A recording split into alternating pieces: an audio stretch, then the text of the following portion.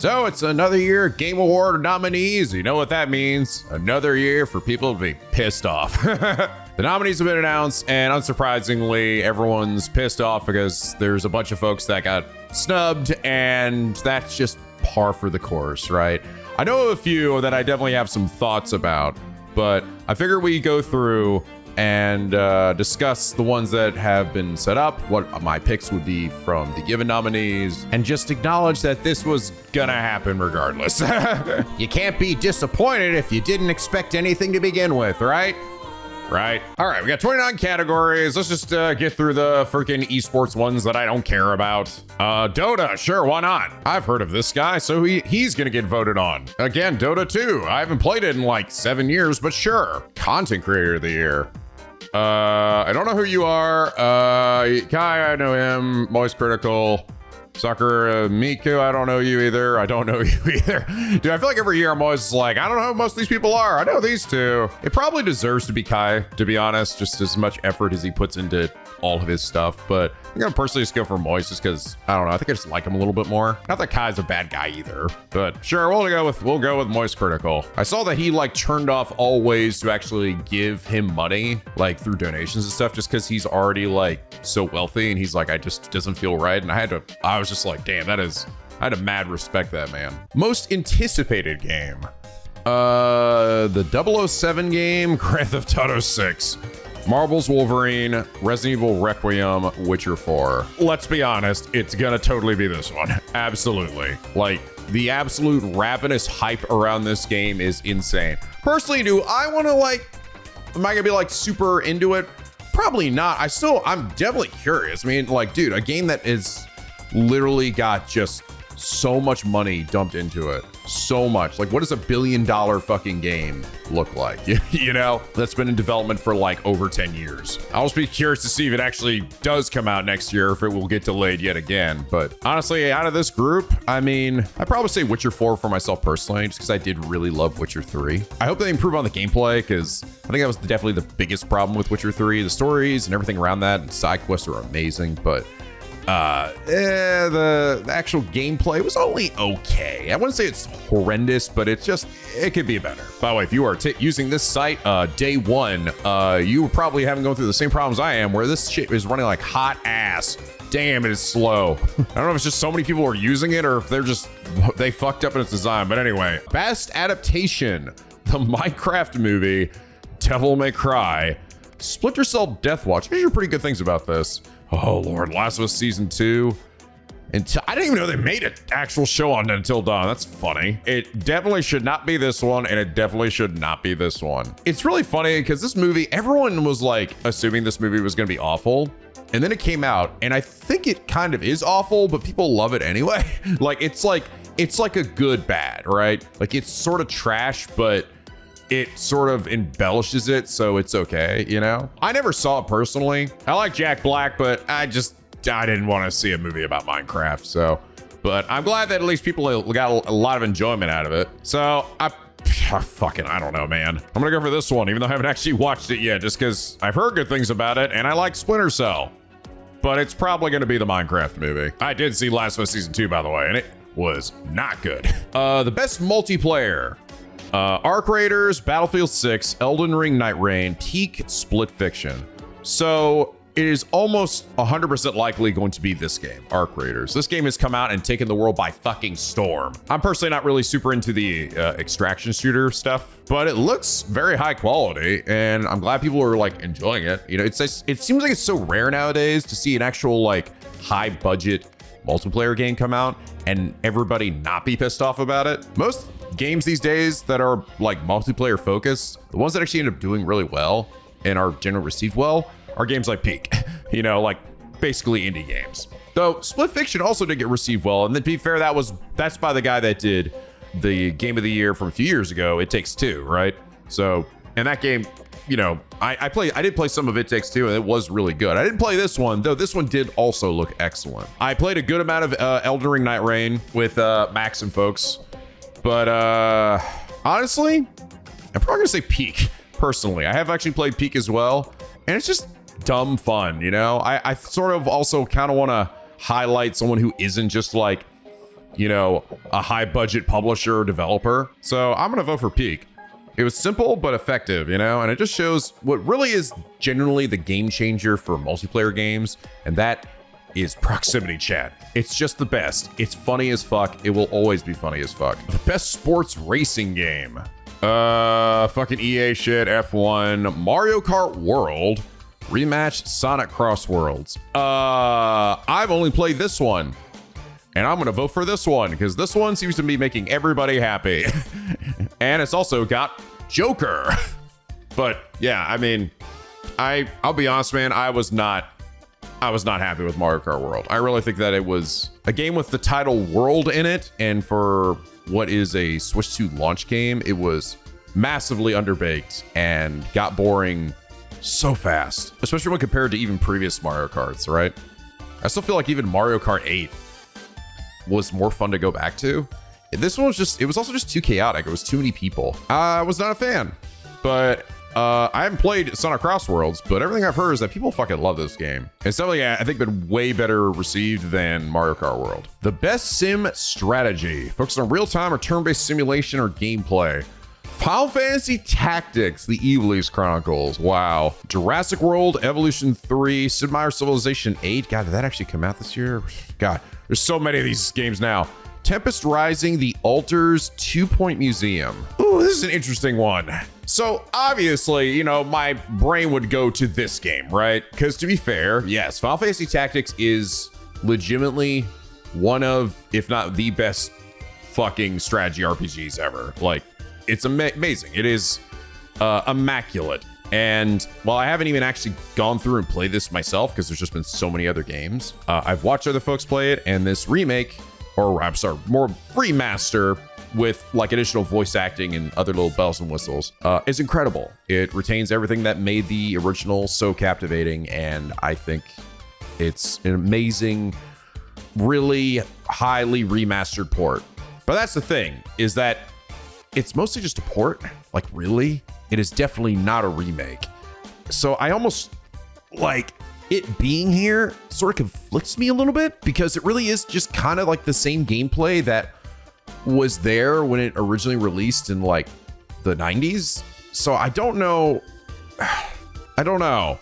Is that okay for it to be here when its gameplay has been relatively untouched versus these games that I assume they came out this year? I have never heard of The Altars before. I feel like there should be like a separate category for like best remaster or remake or something, or hell, even, yeah, two of each. Best remake, best remaster, I think would actually be really nice. I don't know, maybe it was just a lack of strategy sim games that came out this year, or notable ones that made them put this here. But the problem is I know nothing about any of these other ones at all. So it's sort of like, I guess I'll go with this. It is, but sort of begrudgingly, because it is like, it is the best fucking strategy game, but it is still relatively untouched. So I don't know. I still feel like this one maybe should not have been in this category specifically. Best family. For the best game appropriate for family play, Donkey Kong Bonanza, Lego Party, Lego Voyagers, Mario Kart World, Sonic Racing Cross Worlds, Split Fiction. 100% this game. Yes. Donkey Kong Bonanza was great. I enjoy the hell out of it. I think this is the category it absolutely should win. Lego Party was also a surprisingly good Mario Party clone. Like, in a lot of ways, there's actually stuff about this game that I actually like more than Mario Party. With the biggest problem being that it doesn't have bonus stars, or in its case, golden bricks for whatever reason. It definitely feels like, honestly, like the most quote unquote fair Mario Party, right? I guess in that way, it doesn't have like random shit to make some other person win. I've seen a bit of Lego Voyagers. This game is very cute. This game was, I think, pretty impressive for like a little like co-op journey. I've already given my opinion on this game. I think this game could also deserve a spot here. This was weird, I'm not gonna lie. Like, I guess you could argue It Takes Two is a family game, right? That one in a way, but this one, don't these two like curse a lot? Like, I mean, it definitely, I've seen people play it and it looks like a really great time. I don't know if I'd call it a family game though. Usually things sort of like family friendly, and this one doesn't feel like family friendly. This is kind of a weird one. I don't know, but Anyway, moving on. Best fighting. I always find it's so weird when he calls it best fighting and not best fighting game. Best fighting. For the best game designed primarily around head-to-head combat. 2XKO, the Capcom Fighting Collection 2, Fatal Fury City of the Wolves, the Mortal Kombat Legacy Collection, and Virtua Fighter 5 Revo. It's funny how it always feels like best fighting game category is so interesting because we always, I feel like, end up getting like basically games like this and this, which are just like collections of games, of old games. Like, granted, you know, they've got some new little bells and whistles added to it and usually like rollback netcode and other functionality, but they are basically kind of like what I was saying about Final Fantasy Tactics. Like, they're just like the old game dumped into like a collection, you know, with most of its gameplay and everything completely untouched. So I think it's maybe more of just like a lack of new fighting games, right? Or at least notable new fighting games in order to fill this space. So I guess in that regard, I sort of get it. I'd say probably the one that should get it is either 2XKO or Fatal Fury City of the Wolves. The thing about Virtua Fighter Revo, I'm someone who's, this is actually my fighting game. Like, I love Virtua Fighter. That was the series that I grew up on with Virtua Fighter 4 Evo back on the PS2. Like, I played the shit out of that game. So I've always been a huge fan of Virtua Fighter since then. And this is pretty great. Like, they added a new single player mode to it, which is sort of like the single player mode they had in Virtua Fighter 4 Evo. It's not quite as in depth, but it's pretty fun. So they've added some new things to it. But again, this game is still pretty much just the original like Virtua Fighter 5 that's been around for now like fucking 20 plus years, just adjusted slightly and looks a little shinier and everything. These are actually two completely brand new games that released this year. And I'd say in terms of like reception, I'm kind of honestly sort of pulling for this one.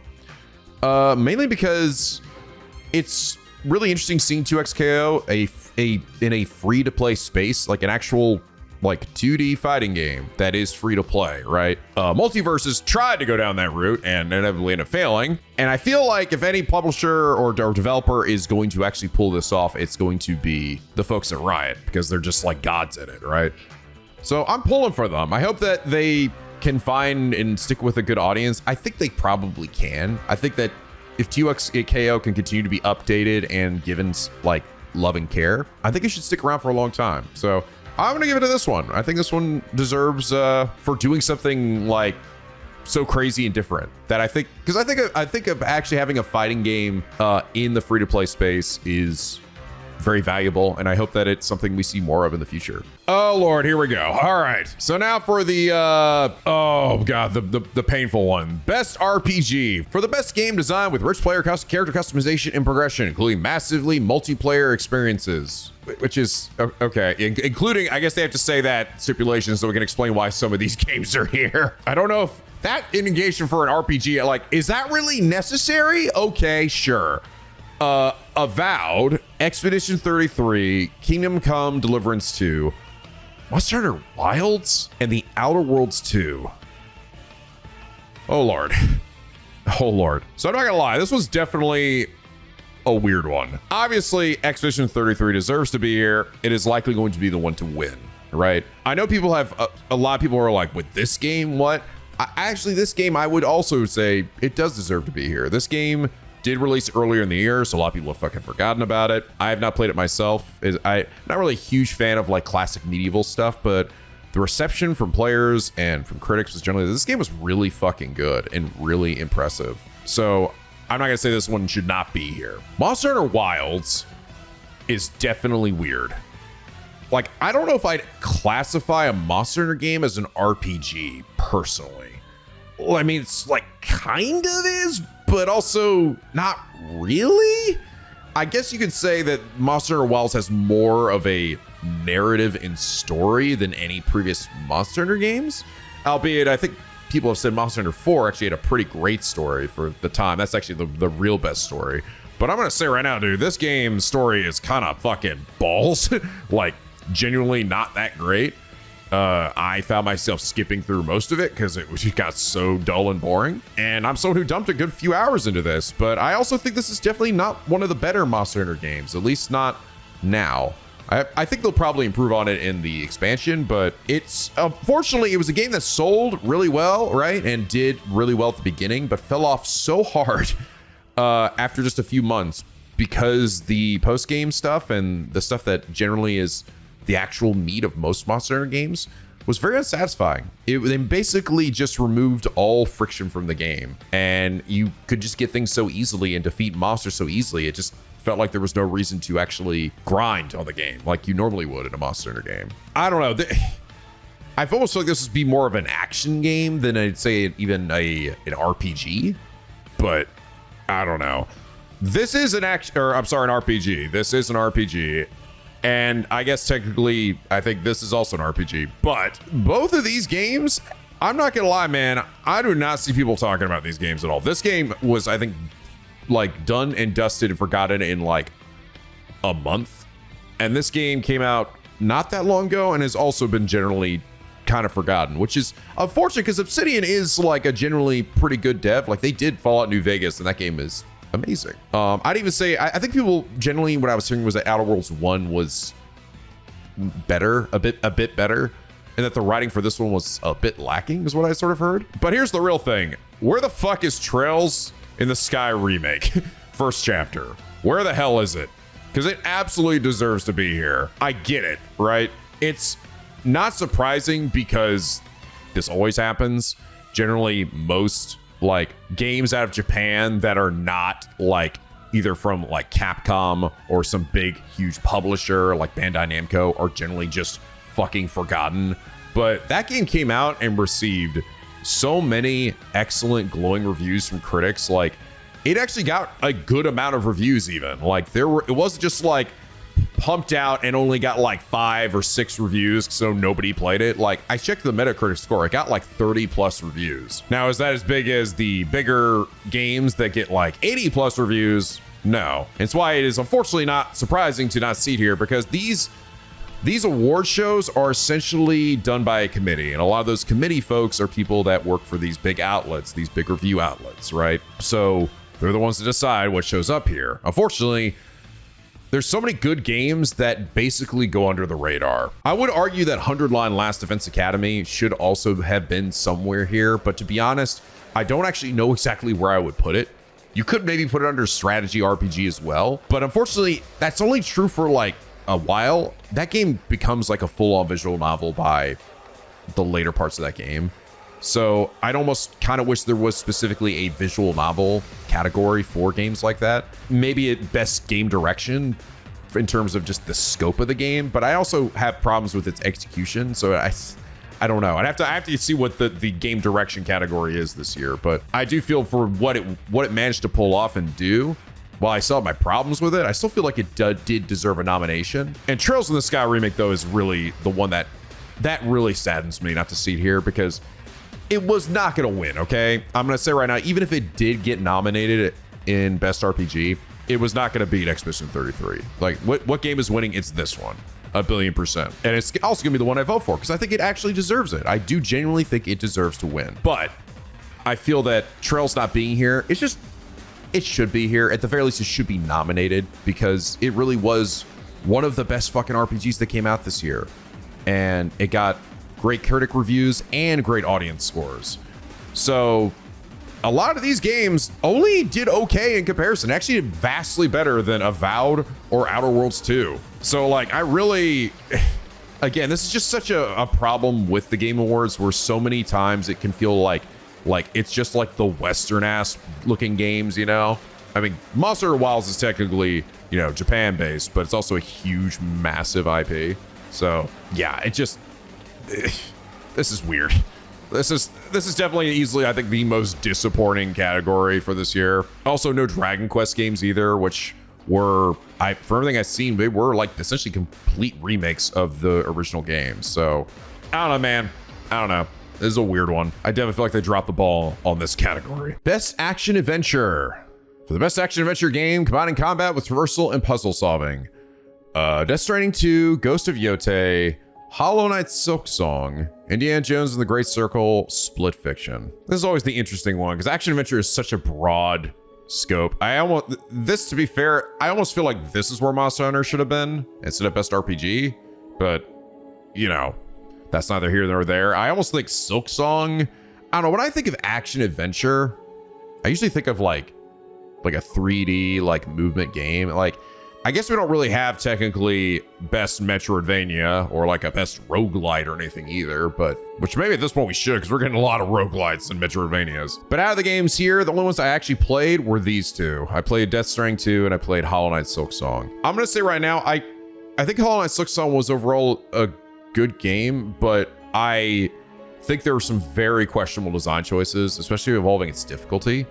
It really was designed like a DLC for Hollow Knight 1, and it basically leads to the game just being I think sometimes unreasonably difficult. Like times where the game's just like, dude, this game just fucking hates me. Like, and it's kind of not, like, it's sort of, for me, kind of goes over to the other side of just not being fun in that way. I did beat it though. I haven't actually gotten a chance to play Ghost of Yotei. I've heard generally very good things about it. Indiana Jones and the Great Circle, also heard a lot of good stuff. I watched some folks play it, and it's probably one of the best, if not the best, Indiana Jones game out there. Troy Baker can do a fucking amazing Harrison Ford impression. Oh my god. And Split Fiction, also a really solid action co-op game. So, oh yeah, I guess I didn't even say Death Stranding 2. Yes, I play this. I'm gonna be honest though, I don't know if I would say this is like the best action adventure game. It's like, it's such a weird thing, because like I platinum Death Stranding 1, right? I haven't done it with Death Stranding 2, and I'm not sure if I will, because getting platinum in that game is actually a real intense grind. I don't know, maybe I'll come back to it later to do it. I was madly addicted to it for like the first few weeks it was out. Like, holy shit, I was so hooked to it. But it's also weird because it's really more of like a cozy game than it is like, I would say, an action adventure. Like, I mean, yeah, you can infiltrate bases and there is some of that, but like, dude, at least over half that game is just driving in a car across the road, right, to the next location and gathering resources to build roads, to build zip lines and other things. And it's such a, like, if this was like a cozy game thing, then I'd be like, hell yeah, man, fucking Death Stranding 2 all the way. But in terms of like action adventure, I don't know, man. I think I'm gonna, honestly, for this one, I think I'm gonna say Split Fiction. I haven't played it, but everything I've seen of it is genuinely like, it seems like a almost relatively faultless game. Like, it's basically 8 Takes Two again, with 2 different characters, and a really cool like idea of having this like sci-fi with fantasy and working alongside each other. And like, it's constantly changing genres and giving you new things to do. It's amazing. Like, it's like, I think it's probably one of the best co-op games that has ever come out. Do I think it will win? I think it could win, but I think honestly it'll probably end up being Ghost of Yotei and maybe Death Stranding 2. I don't know. I'm not actually sure if Death Stranding 2 is going to win anything or not, because honestly I think the story for this game, like Death Stranding 1, is not great. At least the narrative, the themes and stuff are awesome, but how it's told is kind of balls. So yeah, but I don't know. I guess you could argue Silksong could win too. I don't know, this was definitely more of an up in the air one. These are all honestly relatively solid games. So, but I think I'm gonna give it to Split Fiction because I think that this game was really impressive from everything I've seen of it. Best action game, the other very broad category, right? It's like, again, action adventure, action game. What's different? I don't fucking know. Anyway, for the best game in the action genre, focused primarily on combat. So we got Battlefield 6, Doom: The Dark Ages, that did come out this year, Hades 2, Ninja Gaiden 4, Shinobi Art of Vengeance. Oh, that's cool. So Shinobi did actually get nominated for something. That's neat. I didn't get a chance to play this game, but again, I've seen people play it, and it's really fucking cool. Same with this game. It's just, there's so many games that came out this year. There's so many. I've never particularly been someone who's been like mega into the Ninja Gaiden games. I actually never played one before, but everything I've seen from this game, when it comes to the combat, it's like, wow, it is insanely cool.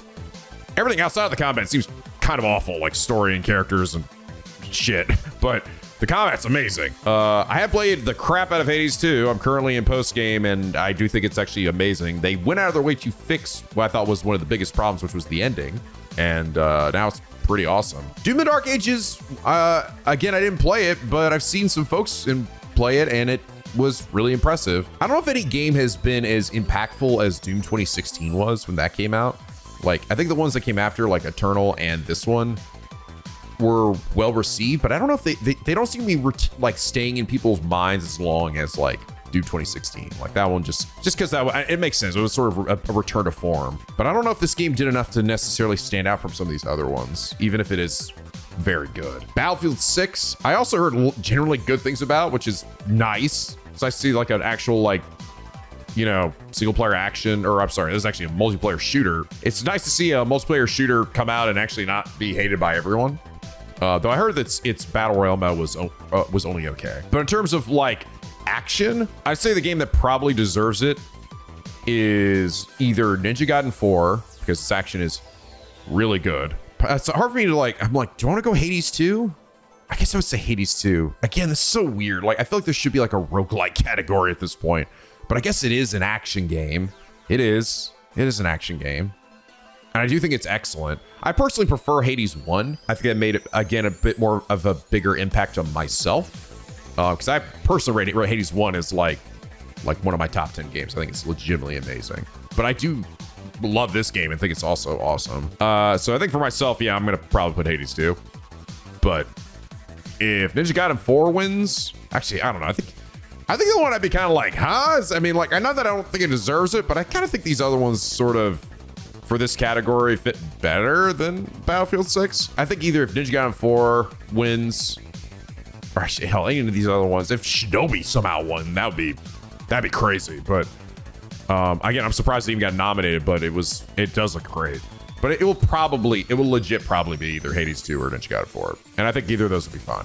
Best VR and AR. I'm not gonna have much to say about this, unfortunately. I have literally never done VR before. I've never even put on a VR headset. I have a very distinct feeling that when I do eventually do it, it's probably gonna make me immensely sick. I definitely have a penchant for motion sickness when it comes to things like that.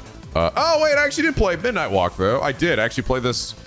God, that came out this year? I thought it was last year. I did actually play this game. I didn't play it in VR. I just played it normally. It was very cute. But we got Alien Rogue Incursion, Arcane Age, Ghost Town, Marvel, Deadpool. I heard this was pretty good too. I remember seeing this at Summer Game Fest as well.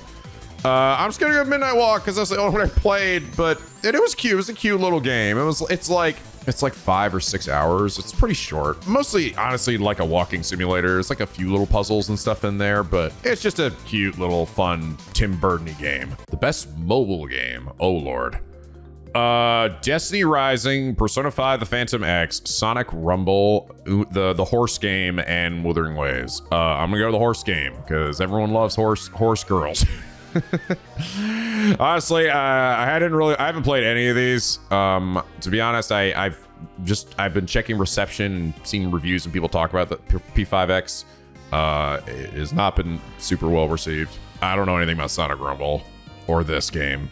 I think people generally kind of like this game all right too, but dude, this game is on Steam and I think it has like very positive reviews for being a free-to-play horse girl game. People seem to really like it, so horse girls all the way. I think this one probably will win, to be honest. It seems like it's not being super predatory either, which is nice, because even though I think it is still a gacha game. Best debut indie game. For the best debut game created by an independent studio. Blueprints, the game that I have still not played and promised I would, and forever gonna be floating in the background of a live stream. Expedition 33, yeah, I guess that is an indie studio, isn't it? Despelote, Dispatch, is that, I guess, Ad Hoc Studio? They're definitely new. I didn't realize they were indie. Mega Bonk. The only one I've never heard of is this one. To be honest, it's probably going to be Expedition 33.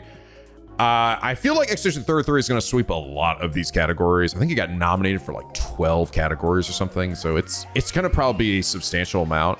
I do hope that it shares some of the love. Don't be wrong. Like, I think Expedition 33 is incredible. Like, I legit think it's an amazing game. It deserves a lot of its praise. But I'm thinking like for like this one, I mean, it is arguably one of the best debut indie games, but I feel like a lot of other good games came out this year. Gotta spread the love. I've heard I actually want to play this game, Dispatch, and I have not tried this. I've heard this is like, it's like 3D Vampire Survivors. So, you know, good old dopamine straight to the brain. I'm gonna put this one, the game that I also have not played yet, but hope to play at some point. It's apparently it's like a roguelike puzzle game, essentially. And there's like this crazy meta narrative thing that goes into like solving it. And I don't know. Everything I've heard about it is genuinely incredible. I'm voting for it just so we can give Expedition 33 a break, because it's gonna, let's be honest, it's gonna be sweeping a lot of these. Best independent game. For outstanding creative technical achievement in a game made that outside the traditional publisher system. Okay, so it's funny we have like a best debut one and then best just independent. That I guess isn't debut. Okay, so Absalom is here. Ball X Pit. I've seen Tiff playing the hell out of that game. Blueprints again. Expedition 33 again. Hades 2. Hollow Knight Silk Song. Ooh, this is a tough one. I'm not gonna lie. All of these games have been hella well received. I have not played Absalom, but I've seen like Max and Simmons and other folks play it, and it is really impressive.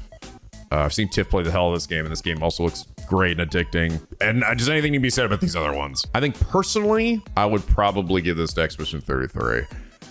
I think I hope it doesn't win both the indie game and best debut indie game. Like I think that's. I almost feel like that's slightly redundant category to begin with, but I do think that for a game that is an indie game, that is from like a studio that just has like, I think it has like 30 people. Granted, there were a bunch of other folks that there was more than 30 people that made this game. I still think what they managed to accomplish here in this just completely new IP is genuinely amazing. Hades 2, I mean, Supergiant is a god of roguelites, right? They are absolutely a god of making this genre, and this game is hell of addicting and incredible, but it is still very iterative of what Hades 1 was, right? And I enjoyed Hollow Knight Silk Song for the most part, but I still feel, after coming off the heels of the original, I feel there were things about that kind of disappointed me, at least personally. Honestly, though, I feel like any of these, even Silk Song, like, I think any of these deserve to win, but it's probably going to be this one, you know? Again, I wouldn't mind see the love spread to any of these other ones, but I think personally for the ones I played, I think I'd have to give it to Expedition 33 here. Best community support. Recognizing a game for outstanding community support, transparency, and responsiveness, inclusive of social media activity and game updates and patches. Guys, Baldur's Gate 3 still getting updated? Holy shit, I didn't even realize that. Final Fantasy 14 always has to be here. Fortnite always has to be here. Helldivers 2, I think it's been here the last couple of times too. And No Man's Sky always has to be here. And I'm gonna be honest, man, I think it should either, if this game is still getting updated and it's getting substantial ones, it should either be this game or this game. I'm gonna give it to him, all right? I gotta give it to the No Man's Sky devs. Like, this game has been continuously updated for like 10 plus years, and every update it gets is free.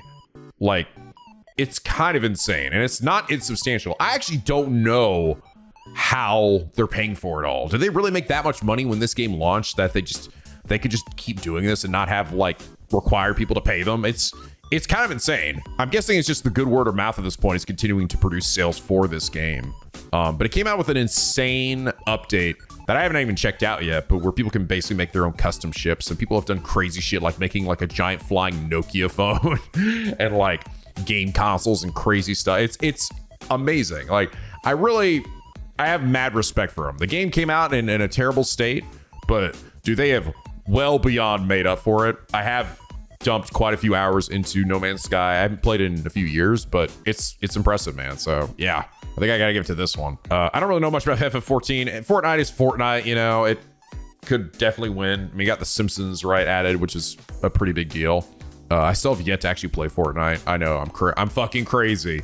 I personally haven't just got an IP in there that I've been a huge fan of, or at least in terms of its execution. Like, I know My Hero Academia was in there, but I didn't like how the characters looked. So I kind of need to I feel like for myself personally, I need something that I care about to show up, but I also need to look good. You know, like I need it to actually not look like ass. And that's the sort of the thing about Fortnite, is that a lot of times their collabs can look only okay or bad. The Simpsons one's pretty great, but I don't really care that much about The Simpsons personally, so not really for me. But maybe if FF7 gets added and Cloud doesn't look like a total asshole. Best ongoing. Okay. Oh my God, it's like the same fucking games, except this time we have Marvel Rivals. You know what? I'm gonna give it to actually Marvel Rivals. I have not played it. I don't care to play it. I don't honestly care that much about Marvel stuff in general, and I care even less about hero shooters. But goddamn doodly pants, dude, have they just updated the shit out of this game in the past year? Like, I don't even know if this game has been out for a full year, and the game has so many fucking characters, and the art style is unbelievable. It is really impressive. It pisses people off because it's a hero shooter, so of course it's gonna piss people off in terms of balance and stuff. But like, bro, they are committed. Like, I think this is an example of a free-to-play game executed well. So yeah, I'd vote for this game. And again, I think the style of the game is just crazy. Like, holy shit, wow. I've never seen a Marvel characters look this good, even outside of fucking some of the Marvel versus Capcom games. Games for impact, for a thought-provoking game with a pro-social meaning or message. Consume me. Oh, that's right. I think I've ever seen this in like a sizzle reel or something, where it's like a kid and he's like trying to like make food for himself. I don't know. Like, I think you're moving your hands like making food for yourself. This game again, Lost Records, Bloom and Ray. I don't know that one. South of Midnight. I thought about playing this game. Unfortunately, too many other games came out. I did hear that this game was overall pretty good. It had a beautiful art style, and I think a pretty good story and characters. I think I heard the gameplay was only okay though. So I just kind of ended up going with other things. Water Stop. Oh, this game actually came out. I think this is supposed to be like if I remember right, this is supposed to be like a horror, like cozy game or something, like cozy game with some horror elements, or maybe it's more like emotional, like a cozy game but with like really strong emotional beats. I don't know. Out of the ones I know here, I probably would say this one. I think this game was really impressive. Also, some pretty amazing music. From what I've heard of it. So yeah, go for that one. Innovation and accessibility. Pushing me forward by adding features, technology, and content to help games you've played enjoyed by a wider audience. Assassin's Creed Shadow, Atomfall, Doom the Dark Ages, EA Sport FC 26, South of Midnight. This is I feel like a really hard one to like gauge. Like, I feel like unless you honestly have like a disability or something to make it hard to game, it's like hard to say whether a game is good or successful at it, because they could have options in their game and it doesn't actually help or do anything to really improve the experience for somebody else. So I have no idea, bro. I'm actually kind of surprised South of Midnight's on here. It must have some stuff in there, but I'm gonna just go for the Doom the Dark Ages. Give them something here, because I think the game is pretty impressive and are generally pretty well optimized. So let's go with that. Okay, best performance. We're to individual for voice acting, motion, and or capture. Ben Starr for Expedition 33, and God, I swear he had like 2 other roles this year. I know he was in the Final Fantasy Tactics game. Oh, that's right, he was in Hades 2 as well. He was Prometheus. Dude, this Ben Starr's everywhere. Charlie Cox also for Gustav. Erika Ishii, the main character for Ghost of Yotei. Jennifer English, that is probably Mael. Kanasu Kato from Silent Hill F, which was also very impressive, the main character of that. Troy Baker, Indiana Jones. I'm not gonna lie, man, that was a pretty fucking impressive Harrison Ford impression. Like, it was pretty shocking. However, I think I gotta give it to Ben, man. I'm sorry. I loved him as Clive, but I actually think his Versa performance was even better. Like, it was exceptional. Like, this guy's a big goofy goofball. I even actually met him at Summer Games Fest. Got to take a picture with him and everything and say hi, but he really just puts his all into his performances. I have nothing but the highest respect for him and his craft. And yeah, I think he deserves it, man. I think he absolutely deserves it. I think he's probably going to win, too. Like I said, Expedition 33 is probably going to sweep a lot this year. Best audio design. Battlefield 6, Expedition 33, Death Stranding 2 on the Beach, Ghost of Yotei, Silent Hill F. Interesting. I'm actually slightly surprised to see Expedition 33 here. I mean, don't get me wrong, the game's music is amazing, but audio design, like specifically, I guess, like the sound effects, the clashing of like blades and other things, there is good audio design. Like, there's some very like some of the sounds you make, like when you want to fight, it goes boom, you know, like, it's pretty cool. But I don't know if I'd say this one specifically should win this category. I've seen some in Battlefield 6. It actually does have some insane audio design. Death Stranding 2 does also have some pretty incredible audio design as well. Kojima's kind of goes to disturbing levels for his games in terms of like trying to make shit just seem and sound as realistic as possible. So generally, for a lot of Kojima games, his audio design is pretty peak. Ghost of Yotei, I don't know if I have much of an opinion on that one, but I'm sure probably is quite good. Silent Hill F, I've seen people play. Its audio design is also pretty damn amazing. I'm gonna be honest, I think I probably actually would give this to Death Stranding 2. I'm not gonna lie. I think this probably does. Its audio design is kind of insane. That's the thing about Kojima. Like I said, his like the design, especially also of the world itself, like it is so like absurd looking, how good like the environment looks. But the actual like sound of like gunfire to all the weird sci-fi gizmo shit that like indicates when things are happening, the little sounds that play when you're like there's like a little jingle that plays when you're entering poor weather and you're getting close to the fucking ghost guys and everything. And like there's a lot of nuance. I was as someone who put in quite a few hours into this game, I was very impressed. So and again, that's par for the course for Kojima. Best score in music. Hey, look at us. I swear to God, I think they're actually finally treating this as like a significant category now. Because dude, for years, this was always like whatever, you know, this is like, I think this was usually like at the bottom because we're working backwards here. Usually these are like the best like score in music is like kind of low to the bottom. And then like Jeff comes and shits it out in the middle of like between other categories and stuff and then just moves on.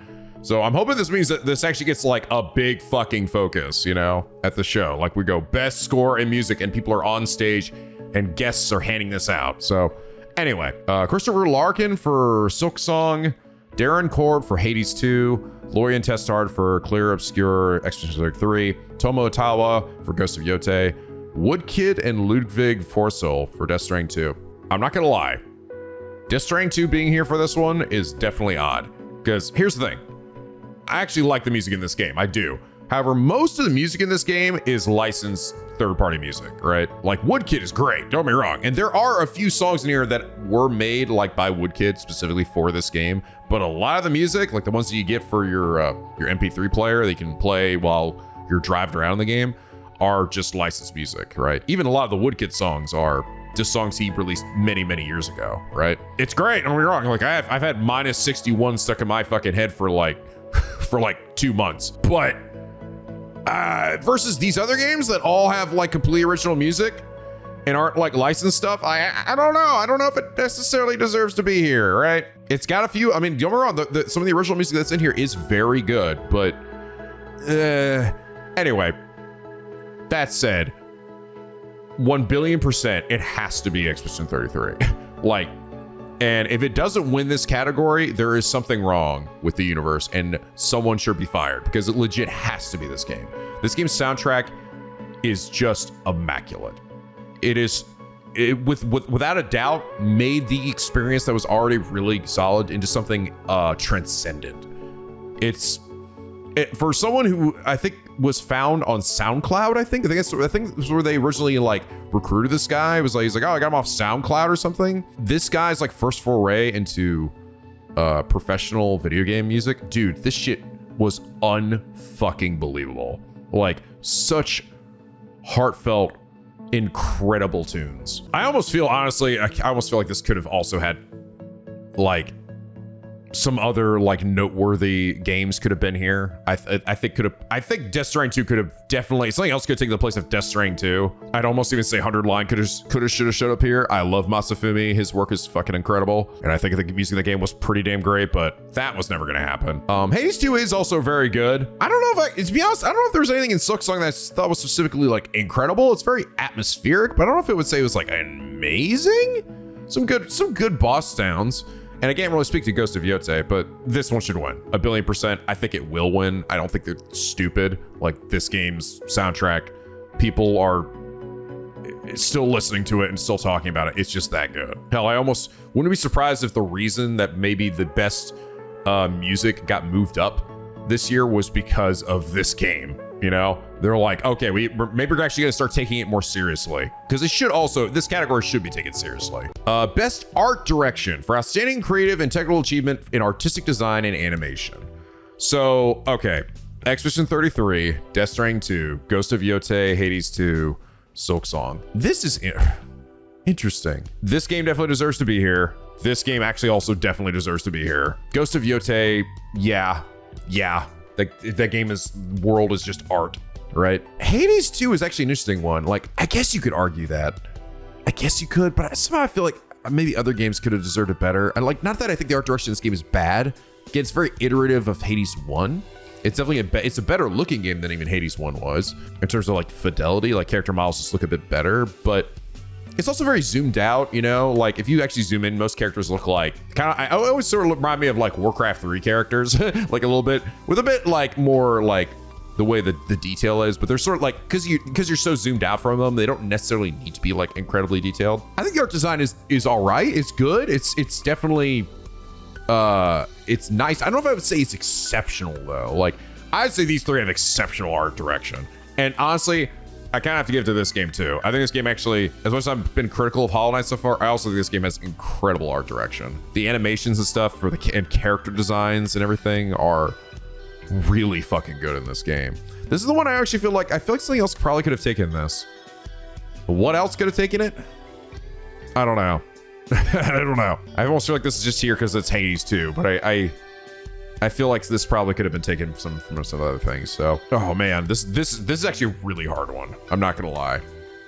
I think all of these games could rightly win. The only one I hope it's not maybe Hades 2, because I really think these other ones, dude. Death Stranding 2's like design of its world and its art is just, it's crazy. It's insane what they managed to pull off on the fucking PS5, and how just genuinely amazing the world is, and how it all like moves and functions, and things will flood, and how the world changes, and how it just insanely realistic. It's one of the best looking environments I've ever seen in a game, and I guess also the character models and everything are also crazy, based off obviously real actors, but it's, dude, the fucking Kojima's tech for these games is just insane.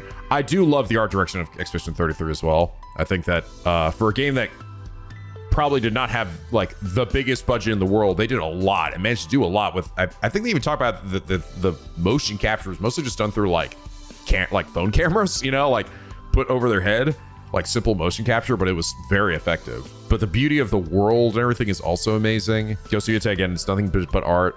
Dude, I don't know, man. This might be the hardest pick for me. I feel like who will likely win will probably be Expedition 33 again. Again, I think there's gonna be a big sweep of it. But I kind of feel that it probably deserves to be this game. I think I'm actually gonna go for Death Stranding 2. I have to give it to Kojima, man. Like, that crazy motherfucker manages to just make some of the most insane looking worlds, especially with Death Stranding 1 and 2. Like, this shit, like, what the fuck? Like, how is he doing this? And it runs insanely well, and there's like barely any bugs or glitches, and it's really fucking impressive. But to be honest, if any of these games, maybe minus Hades 2, win, I'm not gonna be upset. So this is a real toss-up. Best narrative. Damn, we're seeing a lot of these same games, aren't we? For outstanding storytelling and narrative development in a game, Expedition 33, Death Stranding 2, sorry, Ghost of Yotei, Kingdom Come Deliverance 2, Silent Hill F. Okay, I'm gonna reiterate again. I enjoyed Death Stranding 2. I think it's a great, cozy little game. Its narrative, though, is fucking balls, in my opinion, okay? It's pretty much the exact same way I felt about Death Stranding 1. It's got great themes, don't get me wrong, right? Kojima is very good at themes and, you know, a really strong idea that can carry a game. But good God, is he so awful at character, like, dialogue. And it is, especially in Death Stranding 1, like, he gets away with it in Metal Gear because I think so much, like, army jargon and shit is thrown in there to sort of, like, help smooth it over. It makes it less noticeable. But in this game where, like, it's nothing but crazy sci-fi bullshit, dude, characters... Yahtzee Croshaw put it the best. Characters don't talk with you, they talk at you. Like, they just, like, exposit a bunch of bullshit, and it's just so, like, they don't feel real. None of these characters feel real at all. Again, I felt the same way where actually, again, I think the ending for this game is actually pretty great. That's how I felt about Death Stranding 1.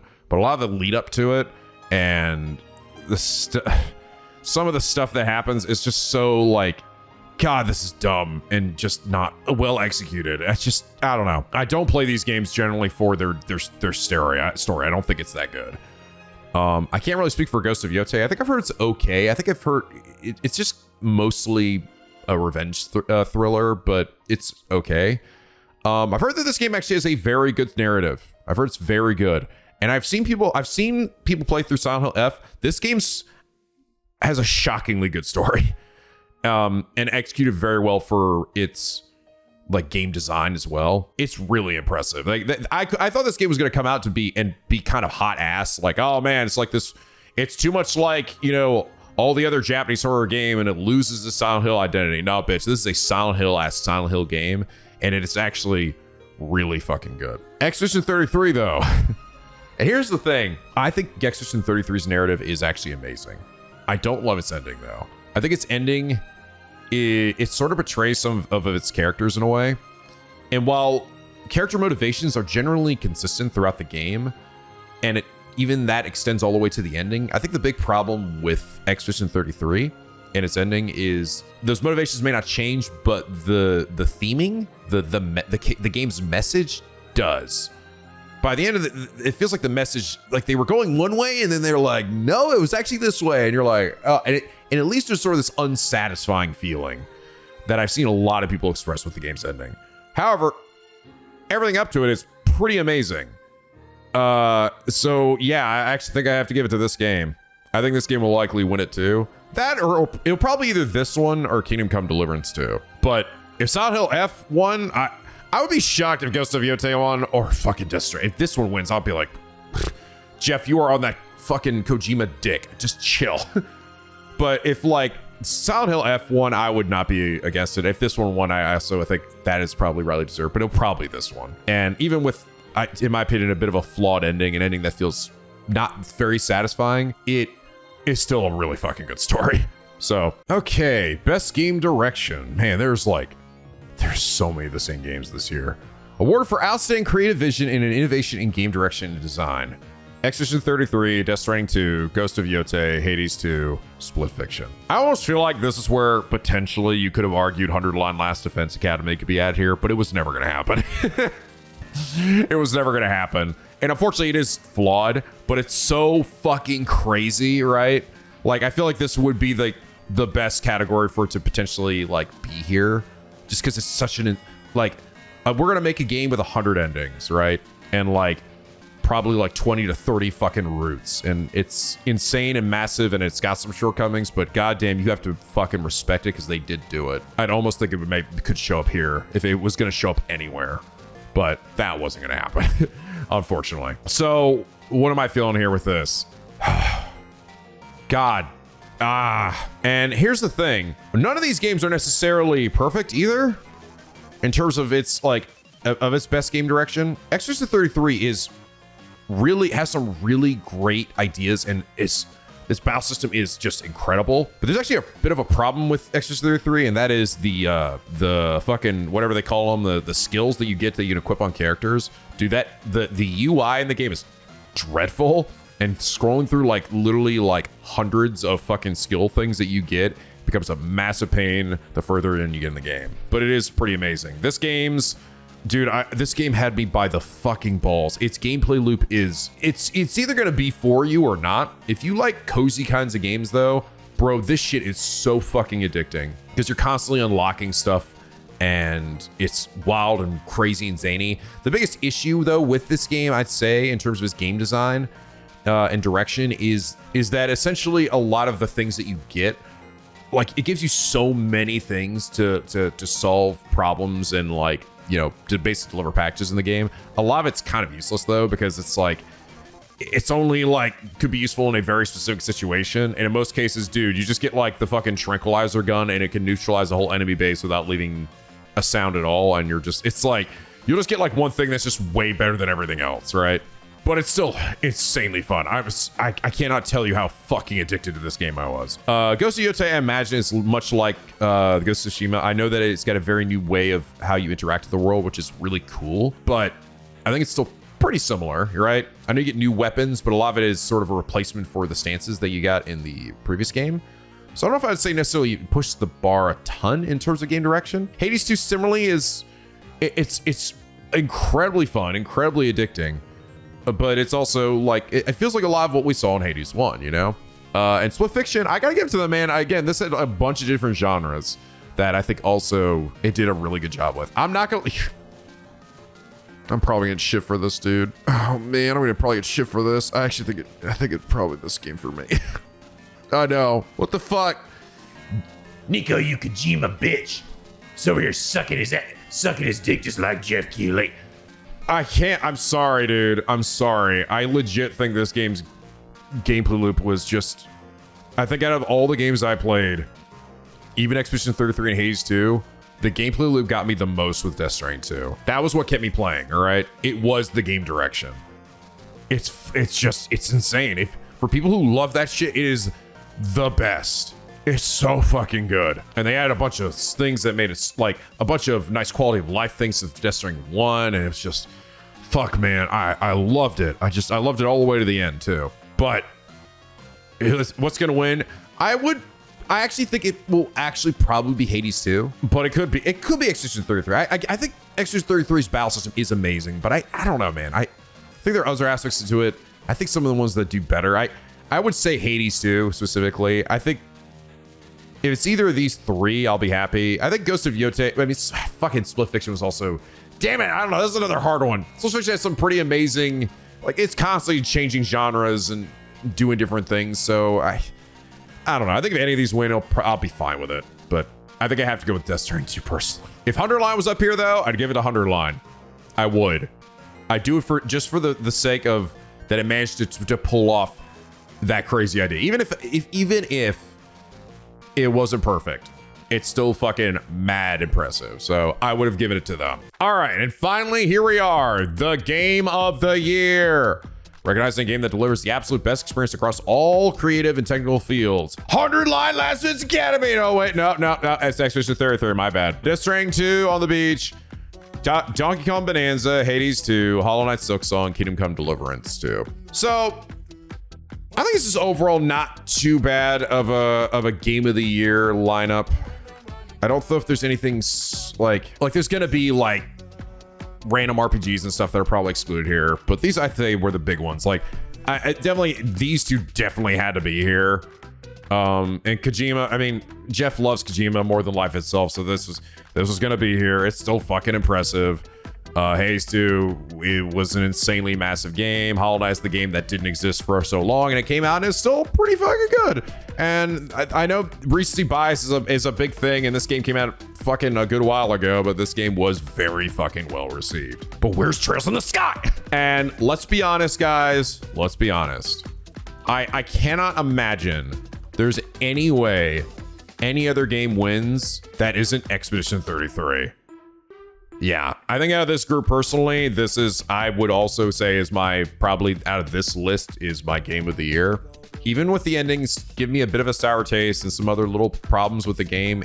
For what was a brand new IP, it is so insanely fucking impressive what they managed to accomplish. And I think it should be celebrated because like this game, it broke into like mainstream, right? Like, you'd never see that for something that is like this, supposed to be like a little indie thing. Like, it actually did. Like, people are still talking about this game. This game actually came out now a while ago, and people are still talking about it. Granted, it has led to what a lot of people are, what just ends up happening with something super popular, where the fandom gets so ravenous about it, where people are fucking mega obnoxious about it. And trust me, I get it. It's when you're on the other end, you're like, I thought it was only okay. And people are like, no, it's the greatest thing ever, driving it down your throat. I get it. It's fucking annoying. But I do personally feel that it is an exceptional game and a pretty amazing experience. And I think it does deserve to win for just how much it also sort of took the world by storm. Death Stranding 2, I enjoyed it, but dude, fucking me. Like, I feel like the story of the game is so whatever. Donkey Kong Bonanza was really fun. I do think that this is also a very solid contender. It's just fun, man. But I also feel like that maybe in the long run, in terms of like doing post-game stuff, it sort of was the same way where I felt with Mario Odyssey, where I didn't feel like a strong need to do a lot of the post-game stuff, even though the post-game is really extensive and impressive. Just because after a while, like, you get so many like bananas in this case, or in, you know, Mario was the moons and everything. It starts to get like, I don't know, it's like a lot, you know, it's supposed to just like a little handful of stuff. You're getting thousands of these things, and it's like, holy shit. I don't know. Your mind starts to fucking melt a little bit, right? Hades 2 is incredible. I do think it's amazing, but I think, again, a lot of what made it amazing was from Hades 1. Hollow Knight Silksong, a solid game, but I think is vastly inferior to Hollow Knight 1, personally. And I can't comment on this game other than what people said, but sorry, Kingdom Come Deliverance 2, I think it's gotta be Expedition 33. So there you have it. Holy shit, getting through this website was a pain in the ass though. Damn, this thing ran like fucking hot butt. That's my thoughts on this year's Game Awards. What did you guys think? Were you guys disappointed if I'm sure some certain exclusions, I'm sure, all right? We're always disappointed, okay? Because unfortunately, a lot of the games that, especially we on this channel love, end up being fucking niche, super fucking niche. And a lot of fucking game outlets don't cover them, so they don't even get considered in the running, you know? I do really think that Underline deserved to show up here. I think it wouldn't have probably won anything, but it deserved to show up somewhere. I 1 billion% holy dumb shit think that Trails in the Sky first chapter should have shown up for best RPG. It would not have been Expedition 33, but it fucking should have been nominated, and it pissed me off that it wasn't. And it should have been also nominated for best soundtrack, all right? Because come on, Bo's theme.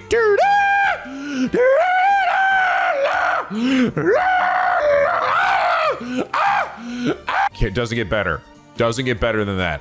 Damn it. Regardless, the Game Awards show and the actual like awards are only half of it, really. I'd say the other big half of it is what is actually going to get announced, and that is definitely something I am looking forward to seeing, because I think there are a lot of potential things that can show up here that are mad exciting. So but anyway, let me know what you feel was your game of the year, what your favorite categories were, and who you think got snubbed hella hard. Anyway, needless to say, we will be streaming the Game Awards just like we always do, so make sure to follow the Twitch channel if you haven't already, or keep an eye out on Twitter. We'll be sure to let you guys know, and we will watch it together and probably either be mad excited or mad pissed off when the thing that we've been looking forward to either gets announced, doesn't get announced, and the games that we wanted to win don't win at all.